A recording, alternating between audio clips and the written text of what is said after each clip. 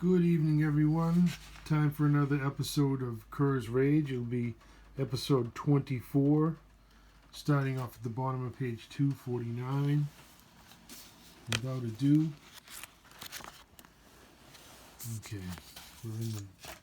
back in One Eye Jacks with Kalor Starseeker telling the tale. We left off at the bottom of page 249. Alright. It's a fine night for a warm fire, and fond friendship, he greeted. Surely there could be none finer, I answered. But what brings you here from so far, and in such weather as this? There's plenty of time for that later, but for now, I hear that you have a tale to tell. Yes, please tell us, Sonia agreed.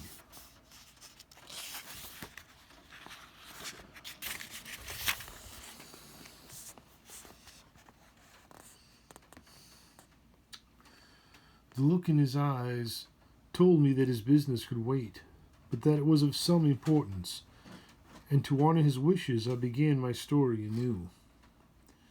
Tarek had defeated many orcs before this battle, but none of them had been quite as well trained as this war master, and none of them had been nearly as strong. The orc's left eye was nearly closed, and his own blood blinded his right. He was badly hurt, but still dangerous, especially so to an injured elf whose breath wouldn't return. But he still possessed his driving passion, and he called that his advantage. His hatred for orc kind had never left him. It had simply grown, only to become more focused, more certain. But he knew that he was in no condition to attack, so he tried to postpone the inevitable by stumbling further away from his enemy. His breath was returning to him with agonizing slowness. He couldn't hide his pain. He didn't know why the orc wasn't pressing his attack while he was weakened. All that he could do was try to keep his distance until his strength returned. The orc just stood there, staring at him through blood-covered eyes, holding his spiked club in his left hand, clenching it hard to mask his own pain. Something wasn't right. It was then that Tarek realized that his enemy was waiting for a reason. He was in deadly peril. The orc's shaman had real power. He felt the warlock's might wash over his body like the cold talons of the merciless one. Fighting against the shaman's paralyzing sorcery with all his strength and courage was not enough. The terrible coldness of it overcame him, creeping up through the ground and into his bones. The energy froze his body, stopping him before he could take even a single step and escape. When he tried to call out for help, he found that his own voice had left him. He'd never felt so helpless. He was a warrior without weapons. He was a fighter with no way of fighting back. The mighty Urg had survived countless battles. He hadn't won because he was the biggest and the strongest, but because he possessed wisdom. Perhaps not the divine wisdom of a shaman, but a strong, simple wisdom to choose the path most likely to succeed. He never let his own anger consume him, for he knew that rage replaces reason. He knew the powers that Claw possessed, and he knew that the warlock would try to aid him if he could. His right hand was useless, and the pain of his wounds was terrible. His body screamed at him to release his pain through action, but he chose instead to wait. In the woods behind him, Claw was casting a spell upon the elf, and he saw that the Lyoselfar warrior was soon paralyzed. The moment had finally come for him to crush his opponent. The elf had hurt him badly, and he was indeed an enemy worthy of his strength. But war wasn't a time for private battles of honor. His own warriors weren't doing as well as they should have been. They would never have been caught by surprise if they had been ready and sober. They needed every possible victory, no matter how easily they were won. He strode toward his helpless prey, raising his club overhead for one swift, killing stroke. The elf looked upon him in hatred as much as fear. He could see his resolve, his acceptance of death. It was well that this Lyoselfar should meet his doom like a war master. It was well that Urg should send him there. But Tarek was not alone, and there were two brave souls who saw his plight. Unfortunately, they were too far away to push him out of harm's way, nor could they stop the orc's killing stroke. If Tarek's life had rested upon these two means of survival alone, then it surely would have been his last day. But Dao and Kalor were men of means. The first was an archer without equal, and the latter had learned his lessons well. Dao sent many a flight toward the shaman, but a mystical barrier stopped them all. Kalor's bolts of sizzling energy also fizzled when they met the warlock's defenses. But gnomish magicians were the masters of illusion, and Kalor could create any image in his mind, and with his unique gifts, he could form those images outside of himself, so that all who looked upon them would believe them to be real. His bolts had gained the shaman's attention, and he could see the orc beginning to cast a spell against him. His illusion was ready first. Summoning the image of fire, he hurled a burning globe at the warlock as if he was one of the great elven mages himself. His small face revealed his focus and determination, and he could see that the shaman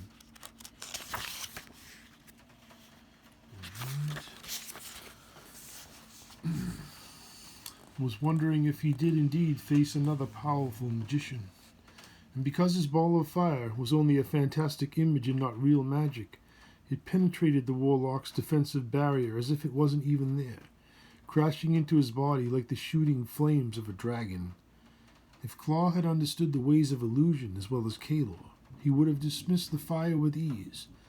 But he had learned little about phantasms from his teacher, and he only understood the power of real magic well. That was why he believed that he was indeed on fire, being consumed by the gnome's inferno. His concentration was broken. He could no longer maintain his magical defenses, nor could he hold the willful elf a moment longer. Without his magic to protect him, Dao's arrows found their mark. His accuracy was awesome. Before his first flight had reached its target, 2 more had been sent after it. Even as he fell, Claw's hands tried to douse the flames that consumed him, a blaze that only he could then see. Urg's club was falling, even as Tarek felt the shaman release him. In an instant, his body was once again his to control. He was not one to dally and dismiss such a gift, or to place the blame on luck alone. Acting instinctively, he moved inward, driving his sword's tip into the orc's unprotected throat. Urg's club descended harmlessly into the air where the elf had been. He was dead before he realized that Tarek had somehow escaped Claw's spell. They fell together in an embrace of life and death. The Merciless One had claimed Urg, one of the great war masters. Unfortunately for Tarek, 400 pounds of red orc lay on top of him, and his own arms were pinned in such a way that he could gain no leverage to free himself. Luckily, the blood flowing over him was not his own. Looking out from the window created by the gap in Urg's enormous arms, he could see 2 enemies creeping up from behind his 2 saviors. Kalor! Dao! Look out! They'd been so intent on rescuing Tarek that they had completely forgotten to watch their own backs. 2 orcs had crept on them unawares and were launching themselves headlong across the final gap, separating them from their oblivious prey. From and Gom had achieved the esteemed rank of Skull Smashers within their tribe. It was a title that implied that they'd each killed a dwarf or 2. Charging their enemies, they intended to add an elf and a gnome to their list of conquests. If Tarek hadn't shouted out his warning when he did, Dao and Kalor would surely have been slain. As it was, they barely had enough time to duck out of harm's way. The tree that Dao had chosen for cover was their salvation. Their battle-heightened awareness instantly processed Tarek's warning, and neither of them took the time to turn and see what danger lay behind them. Instead, they both dove and ducked under the fallen tree, just as the orc's club smashed down upon the earth where they had been. Kalor tucked and rolled under the tree's massive trunk. His small size allowed him to go where the orcs could not. But Dao had no choice but to leap headlong over the trunk, resting chest high before him. In the tangle created by his own bow and gear, he nearly didn't make it, but somehow he managed to reach the other side unharmed. The orcs pressed their attack to the limit. To prevent escape, From remained on the far side of the tree, while Gom circled around in an attempt to force a confrontation. The sounds of battle began to die down around them, only to leave the whooping laughter of a dwarf above all else. Kerr's cackling seemed to break their morale even more than the sight of their slain comrades. Suddenly discovering that they were on the losing side, they stood their ground for a few seconds and weighed their chances. To their right, an Amazon raced toward them with a bloodied halberd. Beside her, a warrior charged with his sword. It was too much for them. They took flight, running off into the surrounding woods. Dao sent his last remaining arrows after them in pursuit, wounding one of them, but neither of them fell and they escaped. Kerr raced after them, but Carmen stopped him. "Let them go, Kerr," she said. "They might lead us into an ambush, and we've got wounded here. If we let them escape, it will bring ruin upon us all." "Let's cut our losses, Kerr," Leander said. "We'll be long gone before they come back with reinforcements. But they'll tell their captain that we're on their trail."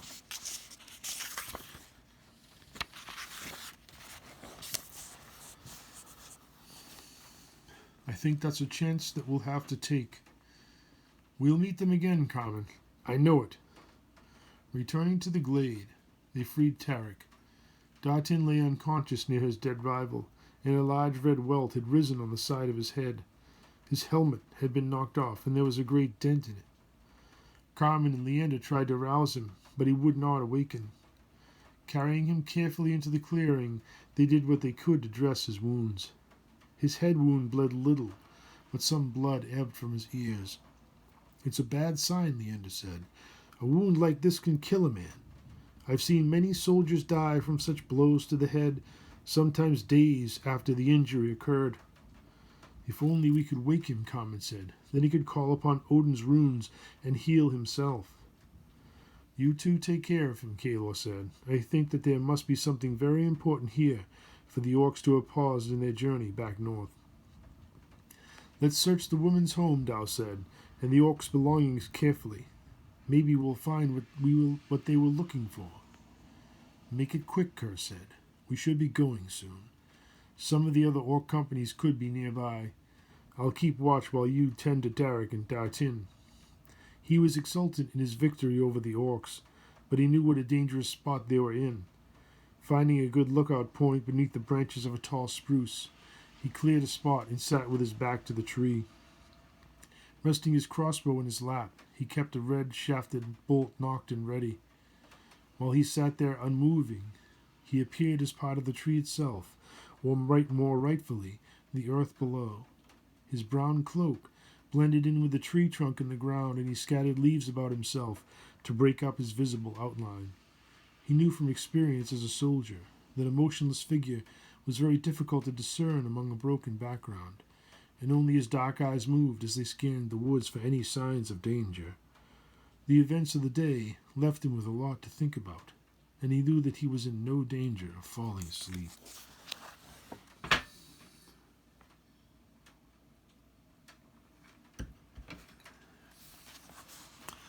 The Ancient Scepter. Kalor and Dao searched the woman's dwelling. Lying dead within the frame of her doorway, her eyes were open and lifeless. Moving her body aside as gently as they could, they lay her down near the orc's campfire, which Tarek had rekindled. "Such a terrible way for an old woman to die," Carmen said. "She should have been with her family, surrounded by her children." Pulling the orc's foul barbs from her body with care, she cleansed her body as best she could and prepared her for her journey down the longest road. With her hand she traced the looped cross of Ilmater upon the woman's forehead and prayed for her safe journey. Tarek's breath had returned almost as suddenly as Urg had taken it from him, but he was still sore and bruised. To loosen his stiff muscles, he worked hard with his woodsman's axe to prepare a funeral pyre for the lady. Burning the dead was one of the few customs of his people that he still remembered, and it would be the best way to keep the animals from defiling her body. She would return to the earth from which she sprang, and her spirit would be free to rise to the heavens. Leander cared for his friend. Diligently searching his body for signs of any injuries that they had missed, he found only a few minor cuts and bruises. He carefully prepared a bed for him with pine boughs and wrapped him attentively in his bedroll. He was worried because Dartin's breathing had become labored and unsteady.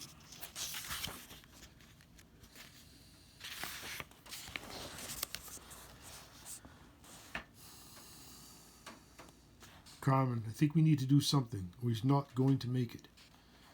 I just remembered Grog's healing potions, Carmen said. D'Artagnan kept them in his pack for safekeeping. I completely forgot about them.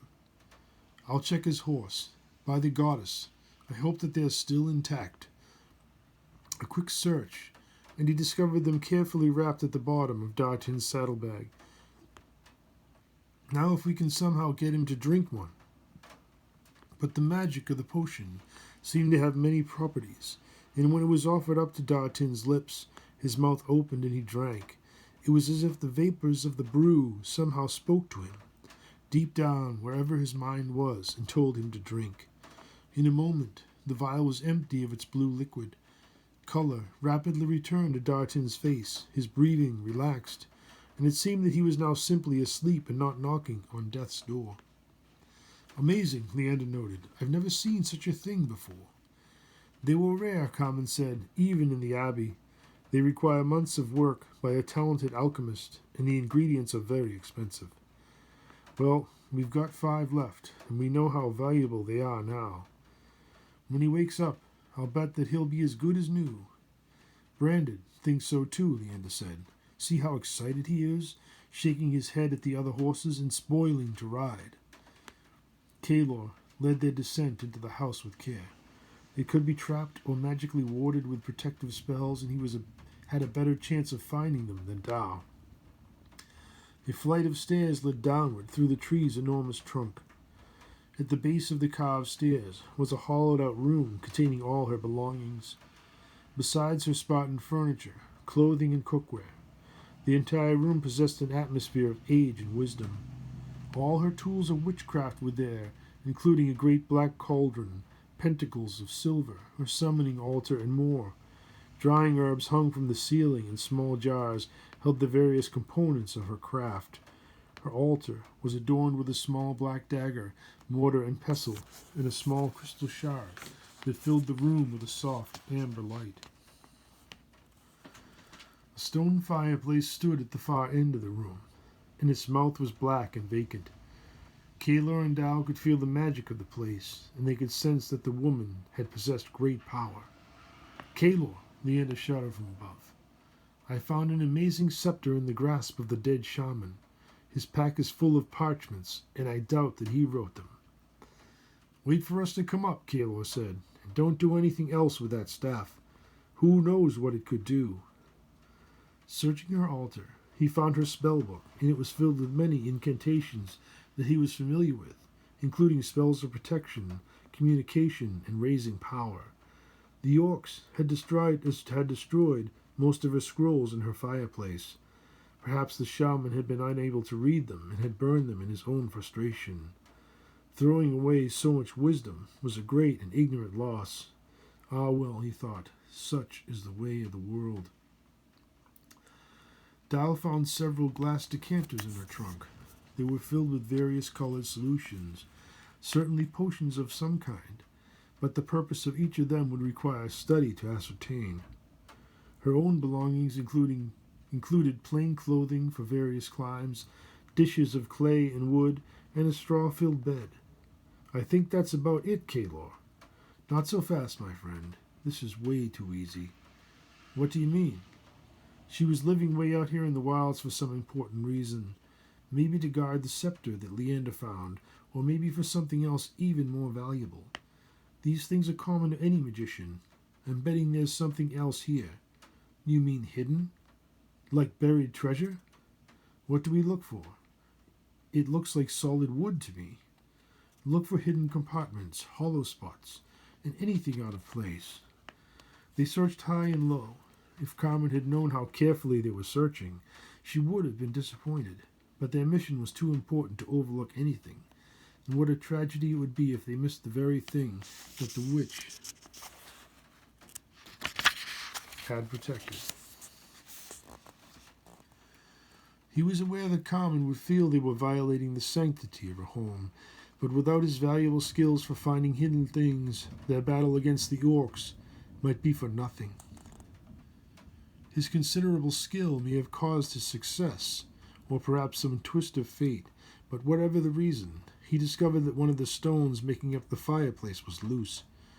The fact that Tao had first called his attention to it didn't matter, for he would certainly not have found it without his own expert instruction. Hardly able to contain his excitement at their find, he used his intricate set of picks and other tools to poke and pry until he finally dislodged the concealing stone. To his surprise, a sizable space was revealed. Within it, a small chest lay covered in countless years' worth of dust. It was the kind of box that a gnome or a dwarf might make for his children's toys. He lifted the box from its compartment with the utmost of care, so that anything fragile within it would not be damaged. Blowing away the dust revealed its true beauty, for it was finely crafted and inlaid with gold. Centered upon its lid, the artwork depicted a great pyramid, with its reflected shadow below. It was a beautiful piece of work. Tao looked on as he fearfully opened the chest, for what spells she might have placed upon the box could not be known. But no protective wards were present, and all that remained within the box was a single rolled parchment. Its paper had grown brittle with age and decay, and its edges were yellowed. Perhaps this was the clue that the orcs were looking for. Bringing the scroll to the table, Kayla urged Tao to light some candles so that they could more easily read the faded words upon it. "Bring Carmen," he said. "I've got a feeling that this is what we've been looking for." Unrolling the scroll with the utmost care, his hands trembled with fear that he might damage the paper while opening it, but not even the hands of an elf could match the nimbleness of his small fingers. If Carmen or Tarek had tried to perform the same feat, their battle-calloused hands would surely have crushed it before they'd unrolled it even a single inch. But his hands were supple and strong, and he'd opened it nearly its full length before the centermost paper, grown as weak as a wasp's nest, crumbled beneath his hands. Cursing himself for a fool, he held back any strong exclamation, fearing that his breath might shatter what he'd tried to accomplish. What was even more frustrating was that he could not read the words on the page. He knew that he'd seen these types of runes before in an old book in his master's study, but he'd never had the time to learn their meaning. He was not alone in his knowledge, for both Carmen and Tao had seen them before, though only Tao could read them. "This is the language of my ancestors," he said, "although our writing has changed much since last these symbols were used. I first learned to read them when I was a boy. My father was a great wizard, and he urged me to learn their meaning as part of my tutelage, but I have forgotten much of what I once knew." Concentrating on the runes brought back all the old memories of his father's care. His past was a simpler time, and memories, both good and bad, strove to reach the surface. His companions didn't see the tears that he struggled to hold back as he read the passage first in the language of his ancestors and then the translation, and this is what it's read, and this is what he read. So we'll start off the next episode here on page 259 with what Tao has deciphered. All right. So next episode, middle of page 259. Thank you for listening. Have a great night, and as always, read Kerr's Rage, Part 1 of the Duaredheim Staff Saga, and the following novels: The Drums of Doom, The Last Admiral, and the soon-to-be-released Ice Moon. Thank you, and have a great night.